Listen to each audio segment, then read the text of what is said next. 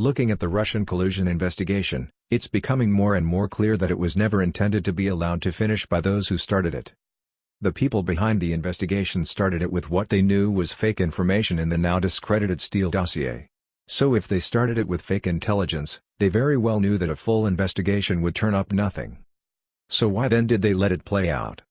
The true reason is because they never intended on letting it play out to its conclusion as it did. I've outlined several possibilities as to why this was the case in this article here. However, one possibility seems to make the most sense. The whole point of the investigation was to goad Trump into shutting it down, and then once shut down, they would go after him on obstruction, a much easier case to make since Russian collusion would still technically be on the table. The goal from day one was to get Trump on obstruction, not Russian collusion, which they knew was fake. The whole point of the investigation was to get it shut down. That was the plan.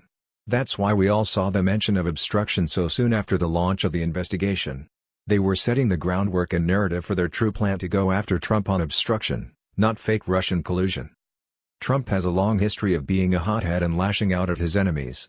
So my guess is the people behind the investigation concocted the plan to launch the investigation, and then fill the news with constant bombshells to make Trump think they are building a fake case against him to ruin his presidency, and his only option would be to interfere or shut down the investigation and have Mueller fired.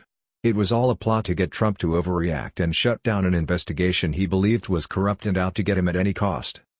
However, Trump didn't take the bait and he let the investigation play out, which proved there was no Russian collusion, and of course, no obstruction since there was no underlying crime to begin with. It's very possible we all witnessed one of the biggest and longest games of chicken in American politics. Both sides hoping the other would blink, but in the end Trump won as he usually does, and the Russian collusion investigation has now blown up in the faces of those who started it.